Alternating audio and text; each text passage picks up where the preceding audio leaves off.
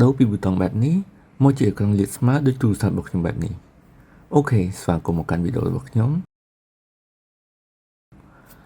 បានទីថ្ងៃនេះខ្ញុំចង់ធ្វើវីដេអូបង្ហាញអំពីរបៀបដែលយើងដកអាប៊ូតុងនៅខាងក្រោមនេះចេញជាដំបូងយើងចូលកន្លែង search យើងវាយពាក្យថា Galaxy Store នៅក្នុង Galaxy Store ដាក់ឈ្មោះកាត់ថា Store បែបនេះយើងចុចលើវាមកបន្ទាប់មកទៀតយើងចូលកន្លែង search ដូចយើងវាយពាក្យថា good look បន្ទាប់មកទៀតយើង download add ឈ្មោះថា good look ហ្នឹងមកក្រោយពី download រួចយើង open វា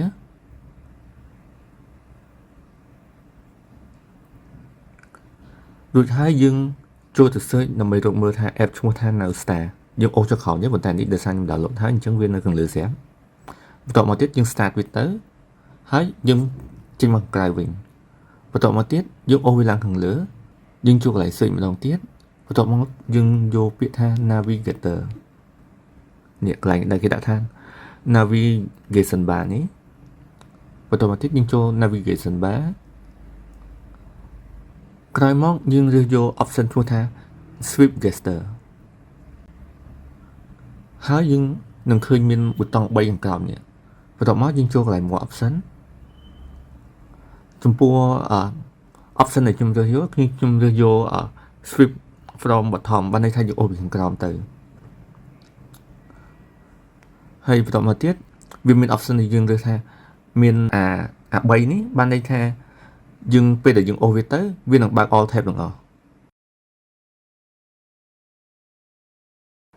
ចំណែកឯកណ្ដាលគេនេះមូលហ្នឹងបានន័យថាយើងអូសទៅវានឹង back ទៅ home រីឯ symbol សញ្ញាតូចនេះបានន័យថាយើងនឹង back ត្រឡប់ទៅក្រោយចំពោះខ្ញុំយក option ទី1ដោយសារ option ទី1ខ្ញុំចង់អូសមកទាំងអស់នៅខាងឆ្វេង back មកក្រោយនៅខាងស្ដាំគេទាំងអស់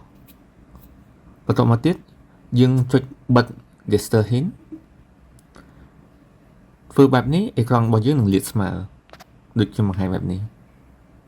អូខេបើសិនជាចូលចិត្តវីដេអូខ្ញុំកុំភ្លេចចុច like និង subscribe ព្រមទាំង follow account TikTok របស់ខ្ញុំផងអរគុណជម្រាបលា